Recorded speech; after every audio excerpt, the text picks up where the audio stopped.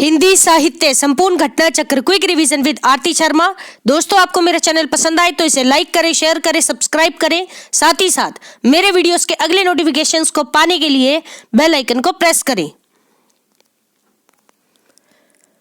दोस्तों, हम कर रहे हैं हिंदी नेट जेआरएफ परीक्षा चयनित विषय आधारित प्रश्न जून 2009 से जुलाई 2018 तक के प्रश्न पत्र। दोस्तों, आज हम करेंगे जुलाई 2016 का तृतीय प्रश्न पत्र, जिसका पार्ट 2 हम करेंगे। तो चलिए देखते हैं प्रश्न। दोस्तों, हमारा अगला प्रश्न है सही सुमेलित प्रश्न। तो चलिए देखते हैं। सबसे पहले रचना है, फिर रचनाकार। तो देखते हैं। सबसे पहले रचना है रास पंचाध्यायी। किसकी? रास पंचाध्यायी नंददास की रचना है। नंददास। अब जरा ध्यान दें, रास पंचाध्यायी नाम से एक अन्य रचना भी है। किसकी है? रहीम की। ठीक है, तो ध्यान रखें, रास पंचाध्यायी नाम से 2 रचनाएं हैं। एक है नंददास की, दूसरी है रहीम की। याद रखेंगे। अगला प्रश्न है, अगली रचना है प्रेम वाटिका। प्रेम वाटिका किसकी है? रस खान की। रस खान की रचना है प्रेम वाटिका। फिर है दोस्तों रचना कवित्त रत्नाकर। कवित्त रत्नाकर किसकी है? तो ध्यान रहे, सेनापति की। सेनापति की रचना है कवित्त रत्नाकर। अगली रचना है बरवई नायिका भेद। बरवई नायिका भेद मोस्ट इंपॉर्टेंट लगाएं इसको। ठीक है, किसकी है? रहीम की रचना है। रहीम की रचना है बरवई नायिका भेद। इसके अलावा एक रचना रहीम की है मदनाष्टक। ठीक है, दोनों रचनाएं याद रखें। साथ में रास पंचाध्यायी, तो ये रचना भी रहीम की है और नंददास की। ठीक, तो ध्यान रखेंगे। देखते हैं एक बार फिर से। नंददास की रचना है रास पंचाध्यायी। रस खान की रचना है प्रेम वाटिका। सेनापति की रचना है कवित्त रत्नाकर। रहीम की रचना है बरवई नायिका भेद। ठीक है, ध्यान रखेंगे। अगला प्रश्न है दोस्तों, पंक्ति है, जरा ध्यान दें। क्या है पंक्ति? गौर करिए। कौन परी यह बानी अरी। कौन परी यह बानी अरी, नित नीर भरी गगरी ढरकावई। नित नीर भरी गगरी ढरकावई किसकी है? प्रताप शाही की। प्रताप शाही की पंक्ति है, कौन परी यह बानी अरी, नित नीर भरी गगरी ढरकावई। प्रताप शाही। फिर है अगली पंक्ति, यह प्रेम को पंथ कराल महा। यह प्रेम को पंथ कराल महा, तरवारी की धार पे धावनो है। तरवारी की धार पे धावनो है, तो किसकी है? ध्यान रखें, बोधा की। किसकी? बोधा की पंक्ति है, यह प्रेम को पंथ कराल महा, तरवारी की धार पे धावनो है। ठीक, अगली पंक्ति है चौजिन के चौजी। चौजिन के चौजी मौजिन के महाराज। चौजिन के चौजी मौजिन के महाराज, हम कविराज हैं पैचा कर चतुर के। हम कविराज हैं पैचा कर चतुर के। किसकी है ये? तो ध्यान रखें, ठाकुर की। ठाकुर की रचना है दोस्तों। पंक्ति है चौजिन के चौजी मौजिन के महाराज, हम कविराज हैं पैचा कर चतुर के। ठीक, देखते हैं अगली पंक्ति। गौर करेंगे दोस्तों। अगली पंक्ति है चांदनी के भारन दिखात उन्नयो सोचंद। चांदनी के भारन दिखात उन्नयो सोचंद, गंध ही भारन बहत। गंध ही भारन बहत मंद मंद पौन। गंध ही भारन बहत मंद मंद पौन किसकी पंक्ति है? द्विजदेव की। किसकी? द्विजदेव की। और रीति मुक्त कवि है द्विजदेव। ठीक है, ध्यान रखेंगे। अब जरा एक बार सभी पंक्तियों को फिर से सुनेंगे। गौर करेंगे दोस्तों। प्रताप शाही, इनकी पंक्ति है, कौन परी यह बानी अरी, नित नीर भरी गगरी ढरकावई। ठीक है, प्रताप शाही। फिर है बोधा, इनकी पंक्ति है, यह प्रेम को पंथ कराल महा। यह प्रेम को पंथ कराल महा, तरवारी की धार पे धावनो है। किसकी पंक्ति है? बोधा की। फिर है दोस्तों ठाकुर की पंक्ति। किसकी? ठाकुर की। क्या है? चौजिन के चौजी मौजिन के महाराज, हम कविराज है पैचाकर चतुर के। ठीक है, चौजिन के चौजी मौजिन के महाराज, हम कविराज है पैचाकर चतुर के। तो ठाकुर की पंक्ति है। फिर है दोस्तों चांदनी के भारन। चांदनी के भारन दिखात 1900 चंद, चांदनी के भारन दिखात 1900 चंद, गंध ही के भारन बहत मंद मंद पौन। तो किसकी पंक्ति है? द्विज देव की पंक्ति है, द्विज देव। ठीक है, ध्यान रखेंगे दोस्तों। अगला प्रश्न है सही सुमेलित है रचना एवं रचनाकार। तो ध्यान दें, रचना प्रबंध चिंतामणि किसकी है? जैन आचार्य मेरुतुंग। क्या है? जैन आचार्य मेरुतुंग की रचना है प्रबंध चिंतामणि। फिर है रचना रणमल छंद, रणमल छंद किसकी है? श्रीधर की, श्रीधर की रचना है रणमल छंद। फिर है रचना जयचंद प्रकाश, कौन सी? जयचंद प्रकाश किसकी है? भट्ट केदार की, भट्ट केदार की रचना है जयचंद प्रकाश। फिर है दोस्तों जयमयंक जस चंद्रिका, जयमयंक जस चंद्रिका किसकी है? मधुकर कवि की, मधुकर कवि की रचना है जयमयंक जस चंद्रिका। ठीक है, अब जरा एक बार फिर से सुनेंगे सभी रचनाओं को, गौर करेंगे दोस्तों। जैन आचार्य मेरुतुंग, इनकी रचना है प्रबंध चिंतामणि। फिर है श्रीधर, इनकी रचना है रणमल छंद। फिर है भट्ट केदार, इनकी रचना है जयचंद प्रकाश। मोस्ट इंपॉर्टेंट लगा है इसको। ठीक है, हालांकि सभी इंपॉर्टेंट है लेकिन ये याद रखें। ठीक, फिर है मधुकर कवि, इनकी रचना है जयमयंक जस चंद्रिका, जयमयंक जस चंद्रिका। ध्यान रखेंगे दोस्तों। अगला प्रश्न है सही सुमेलित है, जरा ध्यान दें। कविता है और प्रकाशन वर्ष है। कविता है प्रेम माधुरी, कौन सी? प्रेम माधुरी, जिसका प्रकाशन वर्ष है 1875। क्या? 1875, ध्यान रखें। फिर है कविता एकांत वासी, कौन सी? एकांत वासी। ठीक है, तो ध्यान रखेंगे श्रीधर पाठक ने की अनुवादित रचना है एकांत वासी, एकांतवासी योगी। ठीक है, ध्यान रखेंगे 1886 ईस्वी में आई हुई रचना है। ठीक है, 1886 ईस्वी, याद रखेंगे दोस्तों। अगली रचना है कौन सी? हिम तरंगिणी, हिम तरंगिणी, ध्यान रखें किसकी है? 1949 में आई हुई रचना है। कौन सी? हिम तरंगिणी। ठीक है, किसकी है ये आप मुझे किसमें बताएंगे? कमेंट बॉक्स में। ठीक है, कई बार मैंने पढ़ा चुकी हूँ इसको। ठीक, अगली रचना है कौन सी? निहार, निहार किसकी है? 1930 में आई हुई महादेवी वर्मा जी की रचना है निहार, और ये उनकी पहली कृति मानी जाती है। ठीक है, तो ध्यान रखेंगे दोस्तों, सभी रचनाएं बहुत इंपॉर्टेंट है। अब जरा एक बार फिर से सुने। 1875 में आई प्रेम माधुरी, फिर आई 1886 में एकांतवासी योगी, फिर आई 1949 में हिम तरंगिणी। ठीक है, अवार्ड भी मिला इसको। ठीक, फिर है 1930 में कौन सी? निहार, निहार है दोस्तों, ध्यान रखेंगे। अगला प्रश्न है, ध्यान दें, सही सुमेलित है क्या? कविता और प्रकाशन वर्ष। तो जरा ध्यान दें, सबसे पहले कविता है निराला की कविता कुकुर मुत्ता, कौन सी? कुकुर मुत्ता, कब आई? 1942 ईस्वी में, 1942 ईस्वी में। फिर आई कविता हुंकार, कौन सी? हुंकार, कब आई? 1939 या 1940 में, 1939 या 1940 में हुंकार। फिर आई कविता अज्ञे की, कौन सी? भग्न दूत, कौन सी?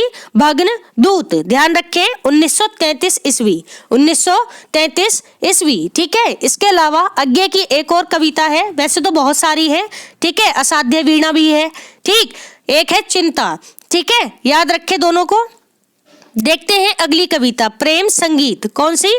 प्रेम संगीत, ये कब आई? 1937 ईस्वी में, 1937 ईस्वी में आई हुई कविता है प्रेम संगीत। ठीक है, ध्यान रखेंगे। यहाँ अब एक नोट है, जरा देखते हैं, गौर करेंगे दोस्तों, ध्यान देना। नोट है यहाँ पर, क्या है नोट? हुंकार, हुंकार का प्रकाशन वर्ष 1940 में हुआ था। कब हुआ था? हुंकार का प्रकाशन वर्ष 1940 में हुआ था, ध्यान रखें। तो आप इसी समय को मानेंगे 1940 को। ठीक है, अब जरा एक बार फिर से सुन ले, 1942 में आई कौन सी? निराला की कविता कुकुरमुत्ता। फिर आई 1940 में क्या? खूंखार।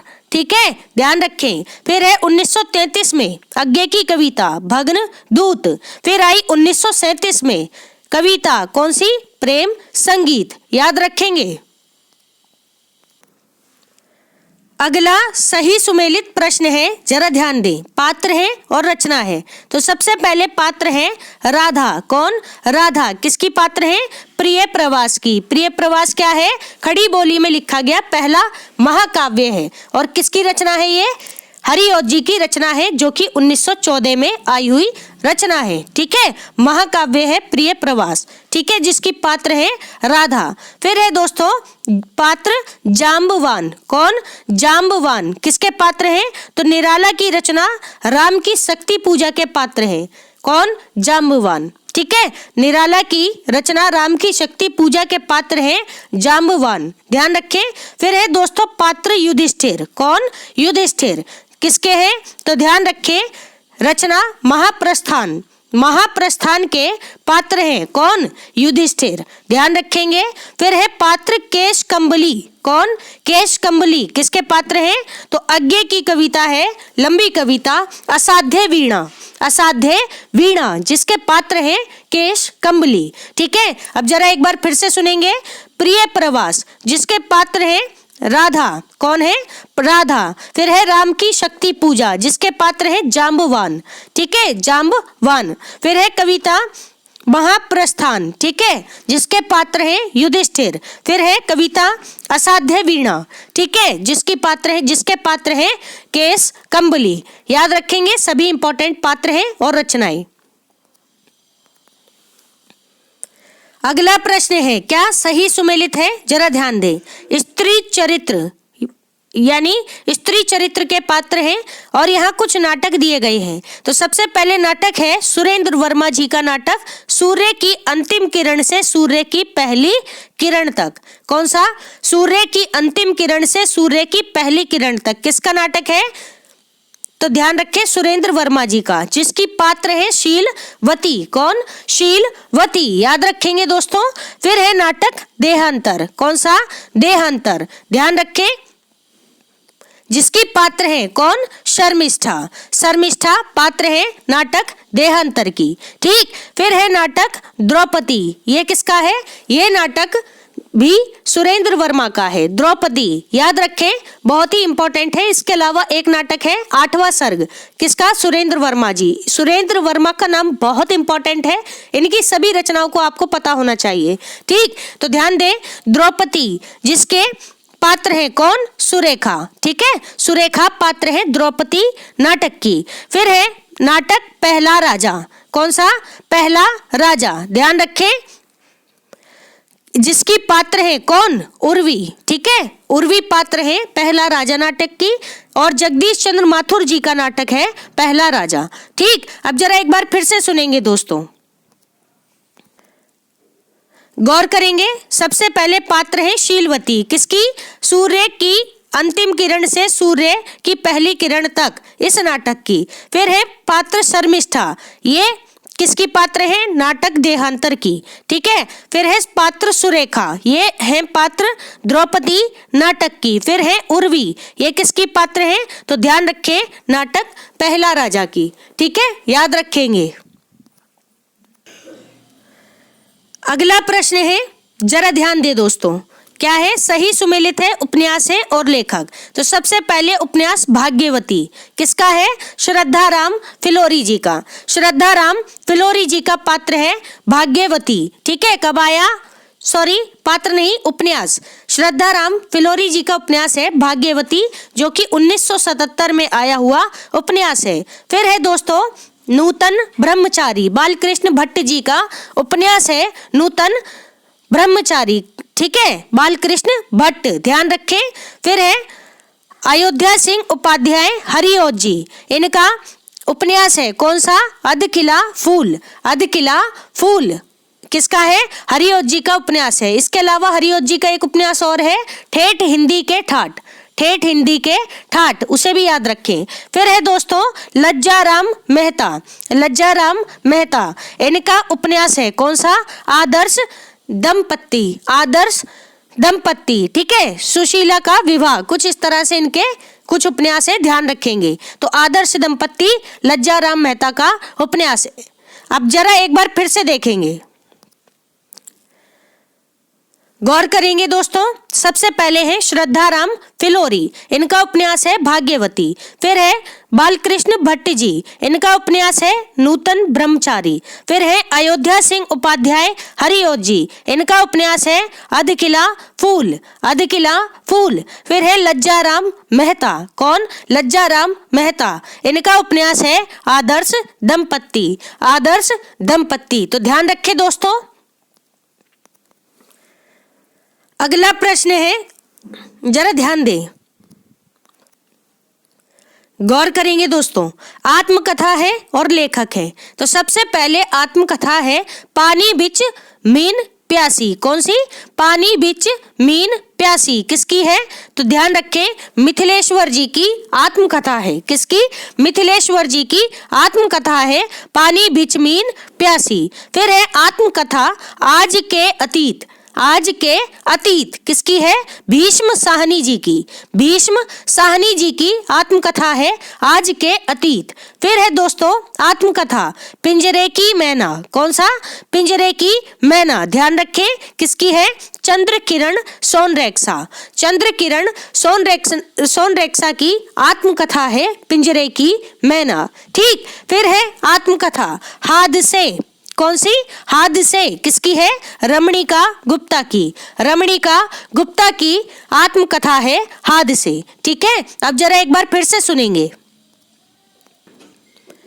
सबसे पहले है दोस्तों मिथिलेश्वर जी, जिनकी आत्मकथा है पानी बिच मीन प्यासी। ठीक है, पानी बिच मीन प्यासी। फिर है भीष्म साहनी, इनकी आत्मकथा है आज के अतीत। आज के अतीत। फिर है कौन? चंद्र किरण सोनरेक्सा। चंद्र किरण सोनरेक्सा, इनकी आत्मकथा है पिंजरे की मैना। पिंजरे की मैना। फिर है दोस्तों रमणीका गुप्ता। रमणीका गुप्ता, इनकी आत्मकथा है हादसे। कौन सी? हादसे। ध्यान रखेंगे दोस्तों। अगला प्रश्न है, ध्यान दें, सही सुमेलित है, रचनाकार है और रचना है। तो सबसे पहले रचनाकार है भरत। कौन? भरत मुनि। ठीक है, इनकी रचना है नाट्य शास्त्र। कौन सी? नाट्य शास्त्र। इनका समय क्या है? द्वितीय शताब्दी। किसका? भरत मुनि का। फिर है रचनाकार धनंजय। कौन? धनंजय। इनकी रचना है 10 रूपक। कौन सी? 10 रूपक। ठीक है। फिर है रचनाकार सागर नंदी, नए नाम है, ध्यान रखें, सागर नंदी। इनकी रचना है नाटक लक्षण रत्नकोश। नाटक लक्षण रत्नकोश। ठीक है। फिर है दोस्तों रचनाकार आचार्य रामचंद्र गुणचंद्र। रामचंद्र गुणचंद्र, इनकी रचना है नाट्य दर्पण। नाट्य दर्पण। अब जरा ध्यान दें, सबसे पहला ऑप्शन देखें, भरत, आचार्य भरत मुनि की रचना है नाट्य शास्त्र, जबकि रामचंद्र और गुणचंद्र इनकी रचना है नाट्य दर्पण। ठीक है, ध्यान रखेंगे दोस्तों। और धनंजय की रचना है 10 रूपक और सागर नंदी की रचना है नाटक लक्षण रत्नकोश। याद रखेंगे सभी रचनाओं को। अब इसी प्रश्न को एक बार फिर से देखें। नाट्य शास्त्र किसकी रचना है? भरत मुनि की। फिर है 10 रूपक, किसकी रचना है? धनंजय की। फिर है नाटक लक्षण रत्नकोश, किसकी रचना है? सागर नंदी की। फिर है रचना नाट्य दर्पण, किसकी है? रामचंद्र गुणचंद्र की रचना है। ठीक है। अगला प्रश्न है, जरा ध्यान दें। अगला प्रश्न है, जरा ध्यान दें, क्या है? अभिकथन है और कारण है। तो सबसे पहले देखें अभिकथन क्या है? रसौ वही साहा। रसौ वही साहा। ठीक है। फिर है कारण, क्या? इसीलिए रस को ब्रह्म स्वाद सहोदर कहा गया है। क्या है? इसीलिए रस को ब्रह्मा स्वाद सहोदर कहा गया है। ठीक है। तो यहाँ पर ध्यान दें, अभिकथन सही है जबकि कारण गलत है। ठीक है, ध्यान रखें। रसई रसौ वही सहा ये सही है, जबकि कारण गलत है। ठीक है, ध्यान रखें। और ब्रह्मा स्वाद सहोदर किसने कहा है? रस को। तो ध्यान रखें, आचार्य विश्वनाथ ने। ठीक है, जिनका समय है 14वीं शताब्दी। तो ध्यान रखें, लेकिन यहाँ पर ये दोनों बातें अलग अलग है। रसौ वही सहा ये बात सही है, जबकि कारण बिल्कुल गलत है। देखते हैं अभिकथन। अगला प्रश्न, छायावाद केवल। देखो, केवल इस तरह के अगर शब्द आते हैं, केवल, ही, एकमात्र, सिर्फ, ठीक है, तो आपको सोचना है ये प्रश्न ज्यादातर गलत होते हैं। ठीक है, ये जो कथन या कारण में कहीं भी हो गलत माना जाता है। ठीक है, तो ध्यान रखेंगे, आप फोकस करके पढ़ेंगे तो चीजें समझ आ जाएंगी। ठीक है, टेक्निक्स काम करती हैं दोस्तों एग्जाम पेपर में। आपने कितना पढ़ा वो तो मायने रखता ही रखता है, साथ में आपने उसको किस तरीके से अप्लाई किया ये ज्यादा मायने रखता है। तो आप टेक्निक्स को फॉलो करें, आपके लिए चीजें बहुत आसान हो जाएंगी। ठीक है, तो छायावाद केवल व्यक्ति के प्रेम, सौंदर्य और यौवन की कविता है। किसकी? ध्यान दें, छायावाद केवल व्यक्ति के प्रेम, सौंदर्य और यौवन की कविता है। कारण है, क्या कारण है? इसीलिए उसमें सामाजिक नैतिकता की उपेक्षा मिलती है। इसीलिए उसमें सामाजिक नैतिकता की उपेक्षा मिलती है। तो ये क्या है? कारण है। ध्यान रखेंगे दोस्तों। अब ए और आर दोनों ही गलत हैं, दोनों बातें एकदम गलत है। ना तो अभिकथन सही है, ना ही कारण सही है। ठीक है, तो छायावाद केवल व्यक्ति के प्रेम, सौंदर्य और यौवन की कविता है, बात गलत है। इसीलिए उसमें सामाजिक नैतिकता की उपेक्षा मिलती है। उपेक्षा नेगेटिव वर्ड है। ठीक है, तो ध्यान रखें, नेगेटिव वर्ड आते हैं वो भी ज्यादातर गलत ही होते हैं। ठीक, तो ये बात भी गलत है, दोनों ही गलत है। अगला प्रश्न है, अभिकथन है। क्या? रहस्य भावना के लिए द्वैत की स्थिति भी आवश्यक है और अद्वैत का आभास भी। क्या है? रहस्य भावना के लिए कौन सी भावना की बात हो रही है? रहस्य भावना की। ठीक है, इसके लिए द्वैत की स्थिति भी आवश्यक है और अद्वैत का आभास भी। अब बात करते हैं कारण की। जरा ध्यान दें, कारण है क्योंकि एक के अभाव में विरह की अनुभूति असंभव हो जाती है। एक के अभाव में विरह की अनुभूति असंभव हो जाती है। दूसरे के बिना मिलन की इच्छा आधार खो देती है। दूसरे के बिना मिलन की इच्छा आधार खो देती है। तो ए और आर दोनों ही सही है, यानी अभिकथन भी सही है और हमारा कारण भी सही है। ठीक है, ध्यान रखेंगे दोस्तों, अच्छी बात है ये। तो एक बार फिर से सुन ले, क्या कह रहे हैं कि रहस्य भावना के लिए द्वैत की स्थिति भी आवश्यक है और अद्वैत का आभास भी, क्योंकि एक के अभाव में विरह की अनुभूति असंभव हो जाती है और दूसरे के बिना मिलन की इच्छा आधार खो देती है। दोनों बातें सही हैं। देखते हैं अगला प्रश्न। ध्यान देना दोस्तों, अभिकथन है। क्या है? अभिकथन। प्रसाद के अनुसार, यानी जयशंकर प्रसाद जी के अनुसार, काव्य मन और आत्मा की, किसकी? मन और आत्मा की संकल्पात्मक अनुभूति है। ये शब्द याद रखें, संकल्पात्मक अनुभूति। ठीक है, प्रसाद जी की पंक्ति है, जिसका संबंध विश्लेषण, विकल्प या विज्ञान से नहीं है। क्या कह रहे हैं? प्रसाद के अनुसार काव्य मन और आत्मा की संकल्पात्मक अनुभूति है, जिसका संबंध विश्लेषण, विकल्प या विज्ञान से नहीं है। तो ये बात बिल्कुल गलत है। ठीक है, गलत है, जबकि इसका संबंध किससे है? विश्लेषण, विकल्प या विज्ञान से। देखते हैं कारण। क्या है? क्योंकि काव्य आत्मा की मनन शक्ति की, क्योंकि काव्य आत्मा की मनन शक्ति की वह असाधारण अवस्था है जो श्रेय सत्य को उसके मूल चारुत्व में सहसा ग्रहण कर युगों की समष्टि अनुभूतियों में अंतर्निहित शाश्वत चेतनता का काव्यमय सृजन करती है। ठीक है, इसीलिए छायावादी काव्य की मूल चेतना कैसी है? रहस्यवादी है। इसीलिए छायावादी काव्य की मूल चेतना रहस्यवादी है। तो ये बात भी गलत है। जरा एक बार फिर से सुने। क्योंकि काव्य आत्मा की मनन शक्ति की वह असाधारण अवस्था है जो श्रेय सत्य को उसके मूल चारुत्व में सहसा ग्रहण कर युगों की समष्टि अनुभूतियों में अंतर्निहित शाश्वत चेतनता का काव्यमय सृजन करती है। इसीलिए छायावादी काव्य की मूल चेतना कैसी है? रहस्यवादी है। ये बात भी बिल्कुल गलत है। दोनों ही गलत है, अभिकथन भी और कारण भी। अगला प्रश्न है, अभिकथन है और कारण है। ध्यान देना। अभिकथन, शुद्ध वियोग का दुख केवल प्रिय के अलग हो जाने की भावना से उत्पन्न शोभ या विषाद है। ठीक है, शुद्ध वियोग क्या है? शुद्ध वियोग का दुख केवल प्रिय के अलग हो जाने की भावना से उत्पन्न शोभ या विषाद है, जिसमें प्रिय के दुख या कष्ट आदि की कोई भावना नहीं रहती है। ठीक है, जिसमें प्रिय के दुख या कष्ट आदि की कोई भावना नहीं रहती है। तो ये बात बिल्कुल सही है। कारण है, देखते हैं। क्योंकि जिस व्यक्ति से किसी की घनिष्ठता और प्रीति होती है वह उसके जीवन के बहुत से व्यापारों तथा मनोवृत्तियों का आधार होता है। क्या कह रहे हैं? क्योंकि जिस व्यक्ति से किसी की घनिष्ठता और प्रीति होती है वह उसके जीवन के बहुत से व्यापारों तथा मनोवृत्तियों का आधार होता है। तो ए और आर दोनों ही सही है। ए और आर दोनों ही सही है। ठीक है, ध्यान रखेंगे। अगला प्रश्न है, जरा ध्यान दें। अभिकथन है, दार्शनिकता और अनुभूति संपन्नता से ही व्यक्तित्व का समाजीकरण नहीं हो जाता। क्या कह रहे हैं? अभिकथन, दार्शनिकता और अनुभूति संपन्नता से ही व्यक्तित्व का समाजीकरण नहीं हो जाता।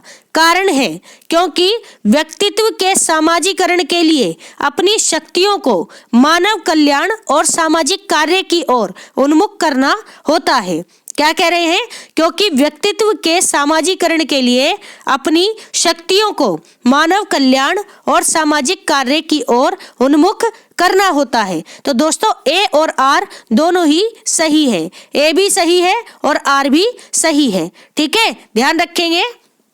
अच्छी पंक्तियां हैं। दार्शनिकता और अनुभूति संपन्नता से ही व्यक्तित्व का सामाजीकरण नहीं हो जाता, क्योंकि व्यक्तित्व के सामाजीकरण के लिए अपनी शक्तियों को मानव कल्याण और सामाजिक कार्य की ओर उन्मुख करना होता है।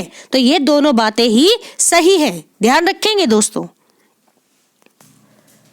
तो दोस्तों हमारा आज का ये वीडियो यही समाप्त होता है। Thanks for watching. अगर आपको मेरे वीडियोस पसंद आ रहे हैं तो इन्हें लाइक करें, शेयर करें, सब्सक्राइब करें। साथ ही साथ मेरे वीडियोस के अगले नोटिफिकेशंस को पाने के लिए बेल आइकन को प्रेस करें। धन्यवाद दोस्तों।